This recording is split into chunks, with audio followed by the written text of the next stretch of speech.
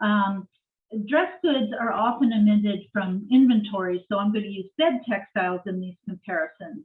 But in 1759, you can see that one bed's textiles, including the blanket and the quilt, when they say bed, they mean the mattress and the bolster, and then they add the bolster and so on.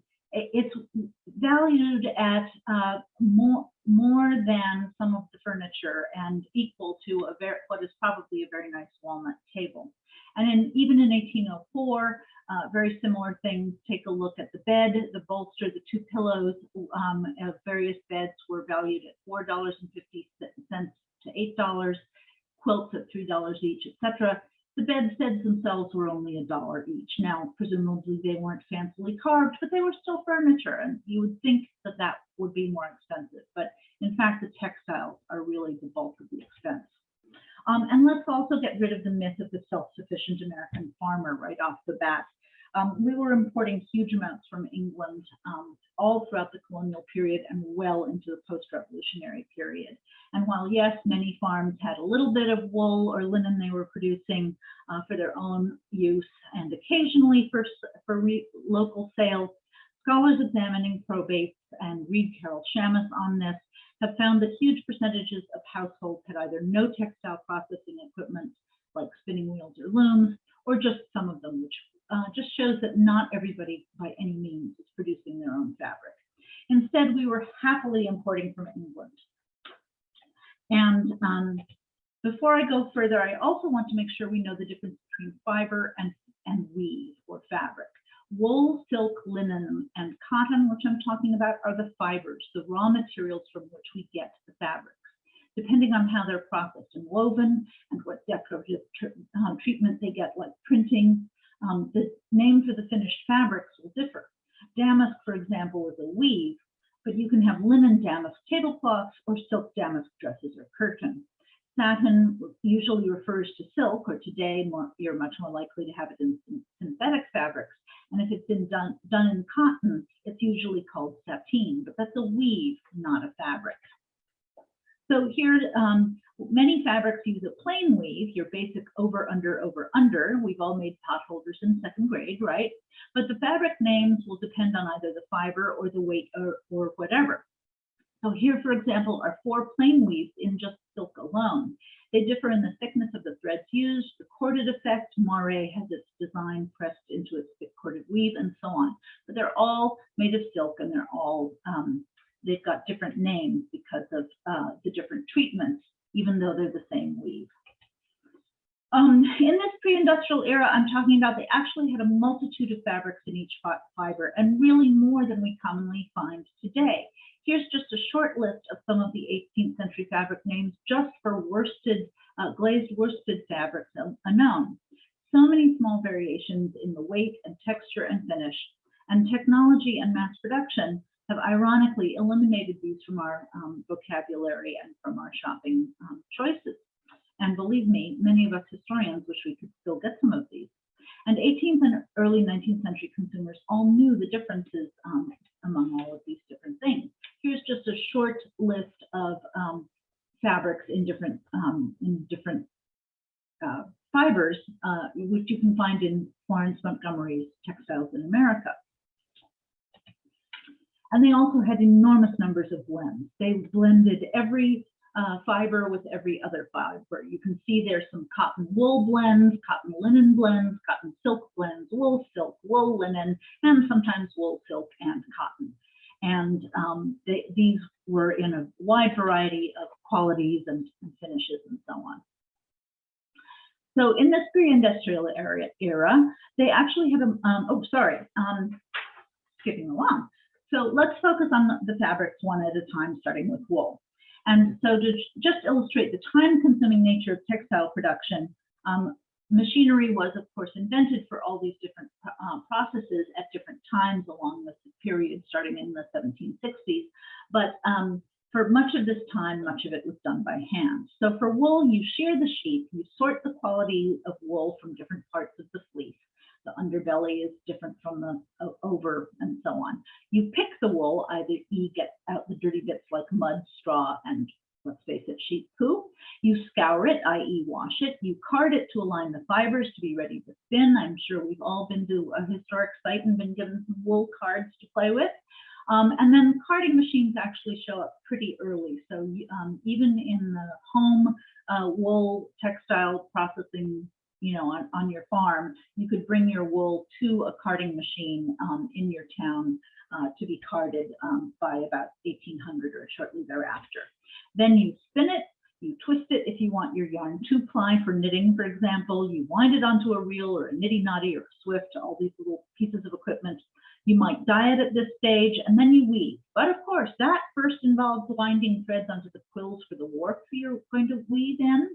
And then you warp the loom, i.e. you set up the yarn on the loom, and then you weave. And depending on the complexity of the weave, a home weaver could do 3 or 4 yards a day, but a highly skilled artisan weaving a really complicated damask or brocade might weave less than a yard a day. After weaving, professional weavers would dress the cloth, first fulling, which meant washing and felting it. Napping raised the fibers off the surface to create a fuzzy texture, and shearing cut those raised fibers to a uniform level. And these had to be done by highly skilled workers. As early as the 1640s, some wool workers emigrated from Yorkshire to Massachusetts and set up the first fulling mill here, but overall, we had very few skilled wool workers, even by the turn of the 19th century. So these processes I'm describing have to do with what you would get in the fine imported wools from England and elsewhere. And of course, England was protecting its textile industry, so we weren't even allowed to import the sheep brands breeds that produced the finer wool. So the wool being produced here was not the finer quality, and it was mostly being produced for knitting and blankets and things like that. And after the revolution, we were able to start importing Spanish merino sheep and crossbreeding them with the breeds here. So I won't stay on this. So what was wool good for? Of course, wool is warm. It retains warmth, it resists rain and damp. The fibers are fairly elastic, so they return to their shape after stretching, and it's very sturdy. It also absorbs dyes very well. But it also used to be made into, as I said, a much wider variety of thicknesses and weaves. Now, when pressed, those if you look at the microscopic view of a wool fiber, it looks just like human hair. It's got those little scales, and when you press those down with an iron, you probably all ironed something made of wool too hard, and you get a little shiny surface. You get this shiny effect, and they loved that. They made these calamanco wools that are widely used on quilts and sometimes on fabrics too. And so not very much wool fashionable clothing comes down to us because probably moths, but we do have some wool quilted petticoats and the occasional wool dress like this beautiful damask one at historic Deerfield. But then we get a sense of the wide options in wool dresses from these sample books from a lot of them are at Winter Tour and other museums that show the wonderful range. Look at those brocades. Those are as beautiful as any silk brocade, and these beautiful glazed wools in these really vivid colors. So outerwear, of course, was the choice for men and women alike. And menswear used wool a great deal. Wool can be steamed and manipulated into shape by a skilled tailor to make the shoulders and collar and so on lie really beautifully in whatever fashionable shape the lapels and collars are taking at any given time. And some accessories were also made of wool, including hats, stockings, and shoes, which were colorful and more affordable alternatives to silk shoes. Now, for linen, many steps were needed to break through that tough outer part of the flax plant and access and soften the inner fibers. You harvested or pulled the plant, you rippled it to get out the seed, you soaked or retted it to soften the outer husk a bit, and then you had to break it. You see on the left, the guy is doing this using the linen break to break through the tough outer fiber, and then you have to scutch it to soften the inner fibers, and hatcheling it was pulling it through a successive range of combs from the wider part to the narrower as they were getting it getting all the fibers aligned and softened, and got out the shorter, coarser toe fabrics and of course fibers. And the toe could then be used for much coarser fabrics or for things like rope. And then, of course, you spin it and you reel it, you boil it, you maybe dye it at this stage, or you could dye it after weaving, and you get it all ready for weaving, as we've discussed. And then afterwards, it would get, if you wanted it to be white linen, it would be bleached out on the grass. Or after about the 1760s, you started having a chlorine kind of version of bleach. So what is it used for? Linen's great virtues are its durability and washability. You can boil and scrub the heck out of it, and it won't really distort its shape, and it just gets softer. It was used next to the skin to protect more costly fabrics from body oils and odors. So men were wearing their shirt and women were wearing their chemise. Please, if you're watching things like Sanditon and Bridgerton, note that the corset is worn over a shift, not straight on the bare body. So don't believe all this rubbish about how painful the corset was because it was digging into you. It wasn't digging into you because you were wearing a shift. I will now return off that soapbox. Anyway, it's also very absorbent, and it was used for things like towels. It was used for sheets because, again, those could be boiled and washed and bleached. And it doesn't, however, take color as well as other fibers, but it was still dyed and printed to make less high-end colorful garments. So you see it used for shirts, it's used for the linings of silk dresses, so that it's another protective layer between you and the expensive fabrics. You're not sweating directly onto the silk. You're using it for caps, you're using it for kerchiefs on your neck, all of these things that are protecting you from sun, partly the kerchief, but also another barrier between you and whatever. And of course, when you aren't able to wash your hair as often, a linen cap is a good thing for a bad hair day, and it protects you from any soot and smoke and grease if you're in the kitchen. It was also used for summer wear for men. This is a summer linen coat, beautiful embroidered linen waistcoat, linen breeches, and these less high-end, less fashionable, very perfectly nice dress, and also a short gown, which was worn by everyone from enslaved women to farm women to middle-class women as sort of their everyday around the house, around the farm kind of wear. But it could also be made in much finer qualities. Sometimes it was made into linen. We did a lot of fiber analysis on some of our stockings, and we found what we thought was cotton actually was linen, which I find odd because there's not a lot of elasticity there, but it does seem to have been done for a lot of homemade stockings. These mitts and gloves. And then, of course, linen does come in very fine weights, so you could get these sheer, beautiful sleeve ruffles and kerchiefs that were embroidered in the 18th century before they started using cotton. And where did it come from? It came from many, many places. Aside from the linen that was being produced in America, and many, many farms did have a couple of acres of flax, so they were producing a little bit of linen for their own use in the family. It's coming from all over Europe, really, and a lot of the names for the different weights and qualities of fabric reflect their origins, such as Holland, Osnaburg, Silesia, and so on. Now, cotton of the highest quality depended on the poorly paid but highly skilled labor of colonialized Indian artisans and was imported from half a world away. If you look at Florence Montgomery's Dictionary of Textiles, there are dozens of names of Indian cottons, and I'll list a few on the next page, and also silks, but each of which denotes a different sheerness or a level of quality. Are they coarse? Are they used for this or that? Are they printed? Etc. Europe fell in love with Indian cottons in the late 16th or early 17th century, and England even banned them in the 18th century to protect their wool trade and to start their own cotton printing industry to try to compete with the Indian chintzes.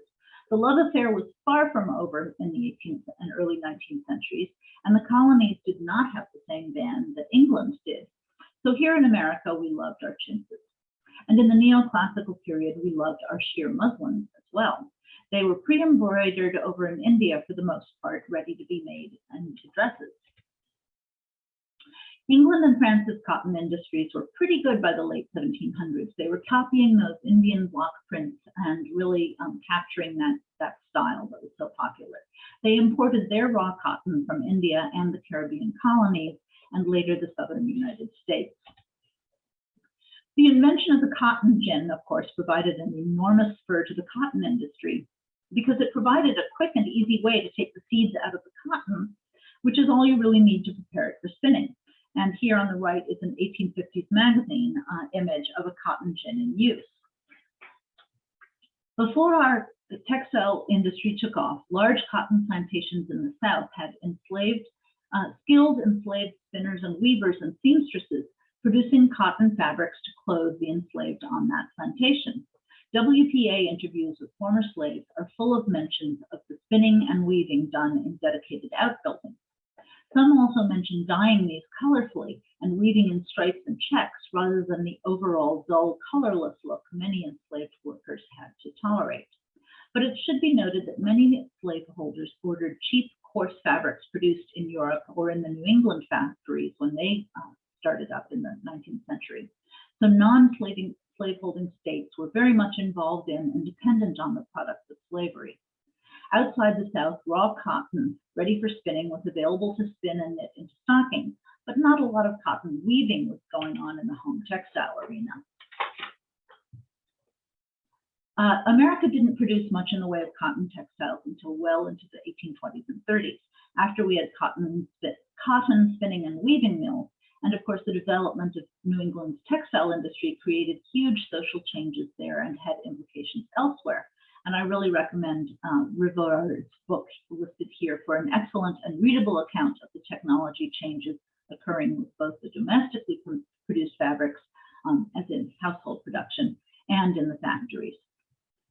By the 1830s, we had quite a lot of cotton manufactories, mostly in New England, churning out cotton grown in the South. But we continued to import fine printed cottons from England and elsewhere for fabrics and also quilts. So the obvious advantages of cotton are that it's easily washed, similar to linen, and unlike linen, it keeps its color and it takes dye quite well in the first place, unlike linen. It was a lot easier to process than linen too, and sadly that was mostly done either far away in India or by enslaved labor. So it was easier for the potential customer to acquire. It was cheaper than silk, so more women up and down the social scale could have afforded a colorful, fashionably cut dress that was easily washed, and in another year or two, a new one, rather than having to make do with old. Not all cotton was cheap. This block print, for example, whose black lines mimic a woven effect of some silk, is definitely playing on the idea of being a substitute for silk. But it has quite a few colors, some of which would be painted in by hand. So before roller printing technology came along, about 1800, cottons could be an investment too, but still, of course, less than silk. Cotton allowed people, in fact, to have more clothes and get new ones more often and clean them more often, have more in their wardrobe at any given time. This would enhance an overall hygiene and cleanliness. And by the second quarter of the 1800s, it was starting to replace linen for undergarments, as machine-woven cottons became really inexpensive. Linen was just too much of a pain in the neck to process compared to cotton, even with mechanization. And by the mid-1800s, you could even get cheerful, pretty printed cottons for maybe 5 cents a yard. Now, silk fabrics were imported from China, India, or Europe, and to some extent Persia. Efforts at American silk culture were pretty ineffectual. Turns out, learning to raise silkworms and produce silk, some of whose processes are illustrated here, which Japan and China had learned and perfected over a mere 2,000 years, can't just be learned from a book in 5 minutes as Americans had hoped. Even Eliza Pinckney of South Carolina, who famously raised enough silkworms to produce these dresses, had to send the raw silk to England to be woven. Italian, French, and English silk industries got their raw silk from India China, Persia, or the Piedmont area of Italy, although they mostly the Piedmont area mostly sold within Italy and to France. So silk acquired here was imported either from half a world away or from Europe, where raw silk was woven by highly skilled artisans who had 7 years of apprenticeships, quite often, under their belt, and many years of experience with complex luxury weaves. And of course, this was the point of silk. It's pretty and shiny and luxurious, and there's simple pleasure in that, in addition to the status that wearing a silk garment conveyed. That status did not diminish with years. Dresses were often remade multiple times. So what are the cons to silk? Well, it's expensive and impractical and hard to clean, all of which just adds to the status side of the equation. Dresses from the 1700s which survived seldom reflect the date of the fabric design, or at least we often have silks that date to the 1710s, 20s, 30s, 40s, but we have very, very few actual dresses whose style reflects the 1710s, 20s, 30s, or 40s, because they were remade. 18th century dresses were made with a minimum of cutting, as you can see from Diderot's Encyclopedia's little schematic drawing here. The bodices were mostly just folded down in pleats and top stitched onto the lining of the dress, which was patterned to fit over the corseted torso. The skirts are just widths of fabric sewn selvage to selvage, sewn into a tube, and gathered around the waist of the bodice, so they could easily be unstitched and restitched decades later in the new style. This dress at the DAR has a silk which dates to 1730, and don't you just love the very Chinese pagoda and clouds? But it was remade in the 1770s, which required filling in the bodice in front, because it would originally have looked more like the dress in the middle there, with the robings, the pleats in the front, creating a V front and filled in with a stomacher. So to remove that and update it to be for the 1770s, you needed it to come all the way to center front. So I've shown with the red lines there that I think you might be able to see my cursor there. No, maybe not. Oops. So they filled in these extra panels in the front, and there was no shame about this, and it was not a vintage retro look. It was just, this is expensive silk, we're reusing it, even though it's 40 years later. Men also used silk. Costume historians speak of the Great Renunciation, which is when men renounced fancy fabrics and colors at the end of the 18th or early 19th century, and they renounced embroidery and metallic trim and all of those lovely, charming, beautiful things in favor of much darker, duller colors and styles. But before that, your rich and leisured status was expressed through the use of the same bright, impractical, richly woven, richly trimmed fabrics as the elite women wore. So you see fancy waistcoats like this. The later 18th century coat on the left in the DAR collection from the 1780s, which was in the Agreeable Tyrant exhibit, which is still online, reflects a more moderate, restrained approach, which is quite typical of both the later 18th century and of Americans in general. It's a good quality silk file or ribbed silk, but it's a pale color, and it depends more on the clever cut and tailoring to make its statement. American men never went for the all-out fancy, bright embroidered ensembles that you saw at court and aristocratic society in Europe. Their silks were somewhat more restrained. And here's our Copley portrait of a gentleman about 1850 in a very high quality, but very moderate and sober silk velvet suit. And then they had nice, shiny, cream-colored stockings worn both by men and women alike. Silk was also used in shoes and ribbons and trims and for hats as well. So you see it in accessories a lot. And if you couldn't afford a silk dress, although there was a secondhand market for those who were a little bit further down the social scale, you could probably afford a little silk ribbon to trim your cap or something like that. Now, at the beginning, I gave you a long list of blends. As I said, they blended every one of these fibers with every one of the other fibers, but I'll just mention these two as being very popular in the 19th century for dresses. Barège was sometimes all silk, but very often a blend, done in light, gauzy fabrics printed for summer weight dresses. And de laine is short for mousseline de laine, or wool muslin, meaning it's a lightweight wool, but it was invariably wool and cotton blended. You might remember in Little House in the Big Woods, if you were a Laura Ingalls Wilder fan, Laura remembers Maud's de laine dress as being a very special item in her wardrobe. It was a staple of any respectable Victorian woman's wardrobe. And lastly, I'll just mention some of the other materials used in women's fashion. Of course, you have jewelry made of gold, silver, and various alloys that imitated them, and gemstones, both precious and semi. Semi-precious ones were far more common and still had high status. We didn't have the diamond mines of South Africa yet to make the diamonds more available, and others were equally very hard to come by. So things like turquoise, amethyst, coral, topaz, and garnets were just as high status when made into exquisite ensembles like these, which belonged to President Monroe's wife and daughter. Exotic things like tortoiseshell were also costly and therefore desirable, in addition to being just beautiful and beautifully carved. You could get a cheaper effect by painting or staining horn. So you see these huge cones in the early 19th century in both materials, although seemingly you couldn't really carve the horn the way you could tortoiseshell. And in the late 1800s, early plastics were used for the same effect. Similarly, ivory fans and other decorative items were imitated in bone and later in celluloid. Fans also used silk, lace, paper, or chicken skin to their leaves and added metallic inlays to their sticks sometimes to make them shinier. And the sticks could also be tortoiseshell, or wood, or mother of pearl. At the other end of the exotic scale is humble straw or grass, which was woven into hats for both men and women.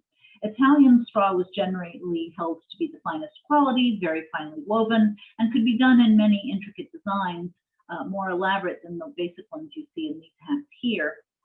But they don't often survive. But if you want to get a sense of what some of those look like, the 2020 edition of the movie Emma had some wonderful hats in wonderful straw weaves, which gives you a sense of the variety you could have had in the early 19th century.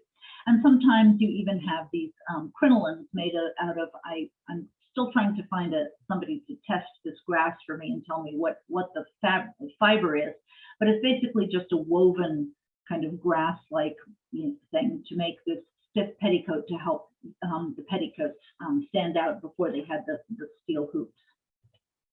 I do want to give a shout out to how even back then, consumer demand was having adverse effects on ecology. Beavers were nearly hunted to extinction. Rabbit fur in the center hat here and silk plush on the right were used to imitate it. And really, who needs real beaver anyway? I'd rather have silk. And whales were hunted, of course, not only for the baleen, which was used in corsets and bodices for structure, but for many other uses. But once steel corset ribs were invented, those were used instead, thank goodness. These are just a few examples. Let's not even get into the feathers used from birds who nearly went extinct, like various breeds of egret and so on. The Audubon Society was formed in response to the excesses of women's hats. I can't cover all the materials used in fashion, but this gives you an overview, which I hope impresses on you the enormous variety of materials available to 18th century consumers here in America, and the fact that these were coming from around the world.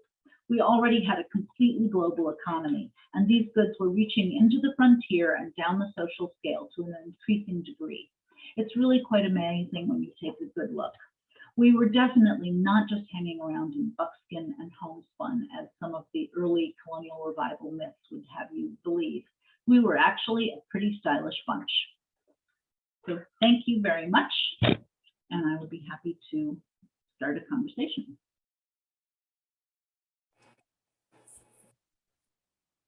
That was so much fun. I laughed a couple times, particularly. I think we can all agree we love when Alden gets on her soapbox, but I know someone said that in the chat, but I'm sure others will agree. And also, it is funny thinking about, especially whenever I think of fashion trends that didn't age well. I think of my dad's high school pictures, but also George Washington's breeches. Hold on one second, because I'm getting you on stereo. I'm turning off the speaker and I can almost hear you from the next room, but I'm going to get up and open the door because I can hear you better that way. And I can turn off the speakers, but I can't turn off your voice. I'll be right back. Sure. So Alden is going to be able to answer some questions that we got in the chat and in the Q&A here. So I was checking my notes here. Let me start with the visitors that we have. So first question was hemp used for apparel in the 18th or 19th centuries? Hemp was used a little bit, but not really. Well, first of all, I think hemp is a category, right? So I think linen and I think flax is a category of hemp, but hemp, when we talk about hemp, we're talking about a much coarser fabric. So you don't see, you know, hemp dresses or hemp, you know, undergarments or anything. It was used in some coarser, like interlining fabrics, I think, but you don't really see garments made out of hemp. What was chicken skin used for? Was it at all practical? Hi, Deborah. It was, the only use I've seen for chicken skin is the lease of fans. And I think, you know, if you have a leather skin fan, you know, chicken skin is very, very thin and excuse me, and supple, and you know, if you're going to fold the fan, you couldn't have a very heavy leather. But I think that maybe a leather fan will give you more breeze actually than lace, you know, because something like lace is half the air is going to go through it. So I think if you really needed to move some air, maybe a leather fan does a better job. You know, I'm not sure. Were the stockings and gloves woven or knitted? Well, stockings are generally knitted. The Scots in the early period were very into woven legwear, but mostly stockings are always knitted. And you get cotton stockings, silk stockings, linen stockings, and wool stockings. But gloves, a lot of fashionable mitts were made of delicately knitted, sort of lacy kind of knit, but they were also made of woven fabrics. And then you also get them knitted in heavier, you know, for actual warmth rather than fashion. So a little of both on the gloves. Oh, thank you, Kay. Hemp is cannabis, and linen is linum usitatissimum. I always get, you know, hemp is not really on my radar that much because it's just not something that, you know, that you see a lot of. So. So someone further up says, school children ask me how many outfits people would have had. Is there an average number? Yeah, I get that question a lot, and it's something I really want to try to figure out too. It's really hard to say. People had a lot fewer clothes, many fewer clothes than we do now overall. But if you look at probates, which are not a perfect source, because, you know, if someone came and took a look at what's in my, you know, inventory right now, they would see a whole lot of things that are there that, you know, I don't fit into, but I keep thinking if I lose 10 pounds, I will. And these are things that I haven't gotten rid of yet, but I really should, but they're ready to go to Goodwill. So they're not really part of my wardrobe, but if you did a probate inventory on me right now, you'd find a lot of extra clothes. But overall, you see fewer clothes than you would have now, because now we have the age of fast fashion. You can buy a t-shirt for a couple of dollars, and a lot of people just, you know, wear something a few times and that's it. And they were really getting their use out of their fabric. So you can look at some probate inventories, and actually if you there are some online sources. If you're teaching, email me at aobrien@dar.org or just museum@dar.org, and they'll send it to me. I was just using, in order to get that probate inventory, I just needed a quick probate inventory, and there are some lesson plans that use inventories and talk about this kind of thing. So an inventory is sort of a snapshot of a wardrobe that gives you a little bit of a feeling, but it's sort of geared towards the richer people who bother to have inventories, who have estates that need dealing with. Best that I can give you is this diary that I've worked on for years of this girl from Connecticut. That was her father's probate inventory in 1804 I was quoting. And she talks about her wardrobe as in her late teens, early 20s. And she's adding 1 or 2 dresses in spring or summer, 1 or 2 dresses in fall and winter, different fabrics for the seasons. And she talks a lot about altering. So she'll, one year she says, I made a green calico dress. And 2 years later, she'll say, I altered my green calico dress. So she's adding some trim or she's doing something to it. So she's keeping so you can kind of get a sense. She never says, okay, I retired the green calico dress. You don't know when she stops wearing it, but you can see that you can start doing the math of she's got X number of dresses, being adding each year and altering each year. So, by that 3rd year, when she's altering the green dress, she already has at least, if she's keeping her things for at least 3 years, she's got at least 6 summer dresses, right? So you can start kind of piecing together the clues a little bit like that. So certainly the wealthy people would have more than the laboring classes, yes. But if I can add on to that, Alden, I read this great article from Colonial Williamsburg. It's a little broad reaching because it's seeking to answer that question: how many dresses did the average woman own? And the example they use is by no means average. It is a midwife and a widow, but she was a midwife to other elite women, and midwifery was something that was could range a whole lot of different class barriers. Right. But her probate inventory included 10 gowns, 6 petticoats, 13 aprons, 15 caps, and 9 shifts. But they note that the probate would probably not have noted cheaper fabrics because they would have effectively no worth. So she might have had a number of undergarments that were just made of a cheaper fabric or work clothes. And in comparison, that's in 1778 is the probate. In comparison, Martha Jefferson's inventory from 1777 was 16 to 18 gowns. There were 2 in process of being made, 9 petticoats, 18 aprons, and 20 shifts. Yeah. Good.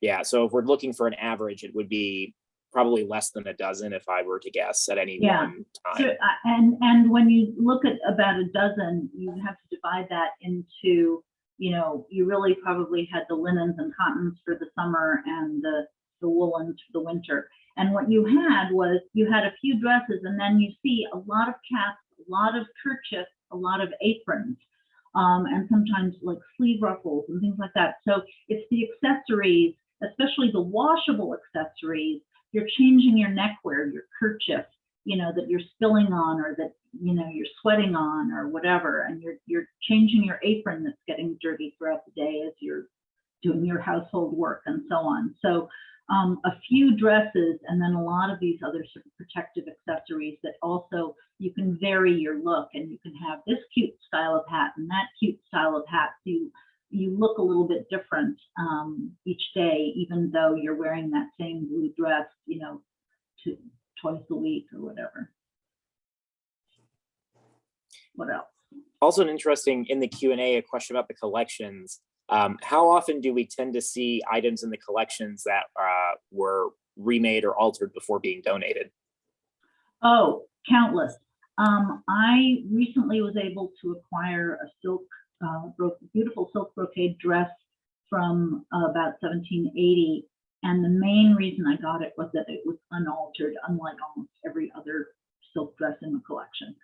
Because and then if you go to the Agreeable Tyrant website, agreeabletyrant.dar.org, that was my exhibit a few years ago on fashion after the revolution. There's a brown silk damask dress and the damask can be dated to the 1710s or about 1720. And it has been remade. I can see evidence in the folds and the cut and the previous stitch lines, the waistline, what's been done to it. I can see that it was remade at least twice before its current incarnation, which is now about 1810. So they are reusing the silk for 100 years, and it's probably had at least 4 iterations total. We have another one that's wonderful green damask that was initially worn in the 1760s for a wedding. It now reflects the 1790s. Then we have pictures of the great-granddaughter wearing it for colonial dress-up parties around 1915. So things that especially come through the DAR probably were used for colonial dress-up. So sometimes those conical bodices have been made to be more rounded for the 1880s, sort of, or 1870s centennial kind of era. And so they'll take in darts to make it fit more nicely over the rounded corset shape of the 1880s. So that's, they'll add 19th century style bodice boning. So there are some things that I've slightly retrofitted. And so that all becomes part of the history of the garment. But if I want to show something in an 18th century dress, you have to sometimes retrofit it back to its original thing. Someone says, Call of the Midwife. I think you're saying A Midwife's Tale, Laurel Thatcher Ulrich's book. I think it's called The Midwife's Tale. Is a wonderful document about average women's lives in New England in the 1790s and thereabouts. Is the cotton Osnaburg of today anywhere similar to the linen of the earlier 18th centuries? I'm not that familiar with. I think it's getting close. I think that Osnaburg back then was even coarser than the Osnaburg today. I was looking at pictures of Osnaburg online to try to find an example of just how coarse it could be to show the range of linen. And all I could find was modern cotton Osnaburgs. And I thought, well, yeah, that doesn't look like something I'd really want to wear next to my skin. But I don't think it really gets close to what Osnaburg was back then. I think it was coarser. I think it was looser woven. I think it was really scratchy and unpleasant.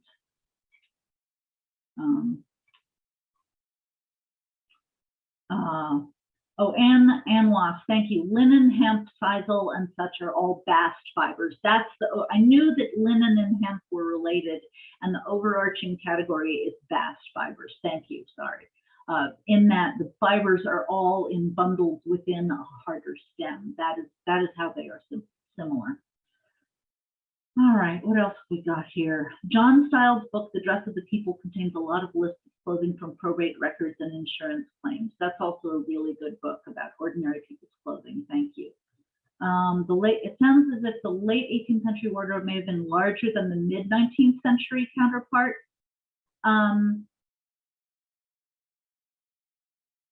Yeah, I don't know. I think that, I have not spent a lot of time with probates and diaries as much in the mid 19th century as the earlier. But I have to think that with the proliferation of machine-made, machine-woven textiles, making them more widely available and affordable, people's wardrobes overall increased. And I suspect that a good solid look at a lot of those documents would probably show that. Would I accept a man's wool frock coat in very good condition? Email me and let's talk, very possibly. I don't think I have a frock coat in the collection. Smithsonian Textile Museum in Lowell, Mass. is amazing. The Textile Museum was not part of the Smithsonian, and sadly, it has closed. The American Textile History Museum is no longer. Their collection has been split up and gone to many different places. A lot of their things went to the Henry Ford Museum in Michigan, and a lot of their things went to Cornell, I believe, and some things went, I think the machinery went to, their textile machinery, I think, did go to the Smithsonian. What were some of the more prized European textile imports? For example, did French Alençon lace or Brussels, et cetera, have a demand? Oh yes, absolutely. Lace was always highly valued, and of course that was something that people tried to start imitating with machinery early on, along with embroidery, and you start getting some machinery for that in the 1820s and 30s. And of course, there are beautiful shawl, black and silk Chantilly lace shawls, but a very wide variety of quality. Some of them are absolutely exquisite, and some of them are definitely the cheaper wannabes.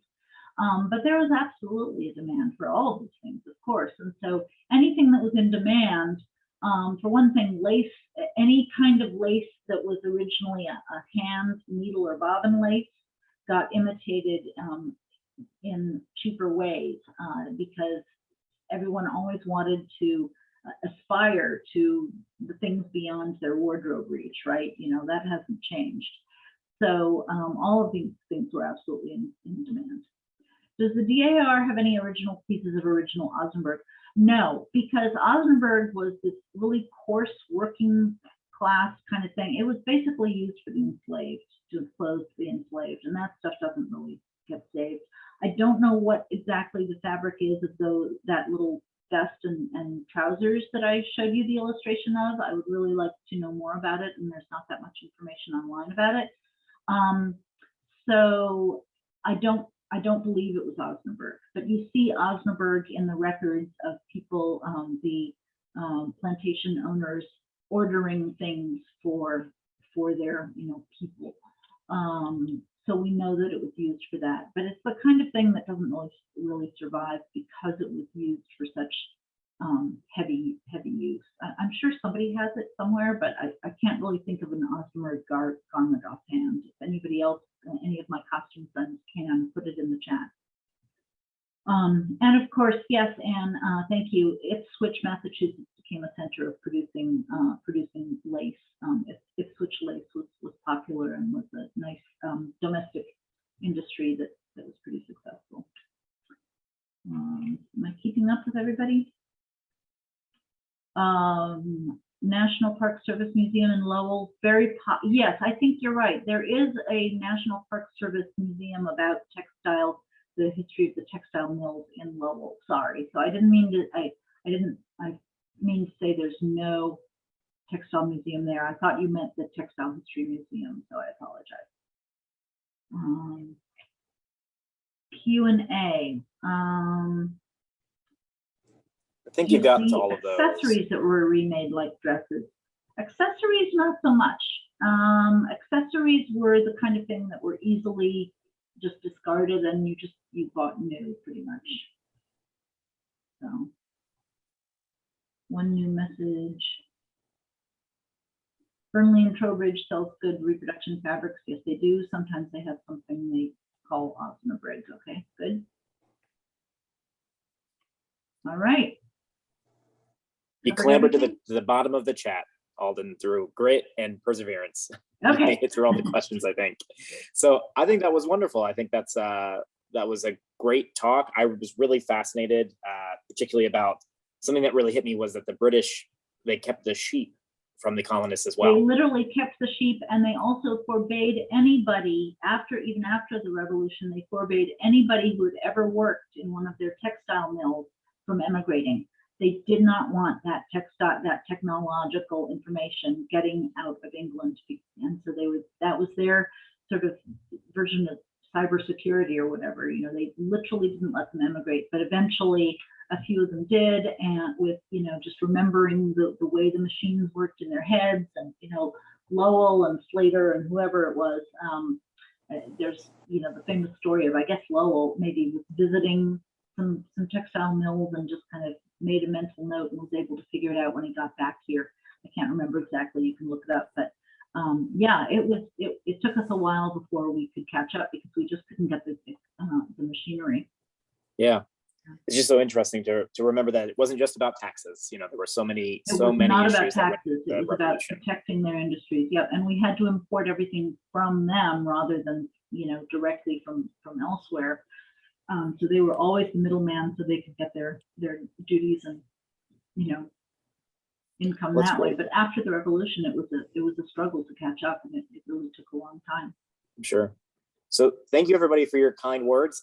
This will be put up on YouTube. It's been recorded, except for the first couple minutes. I apologize for the technical error, but I'll do a little silent movie card fill in. So if you want to refer this, Alden put some great resources, some great references to the collections.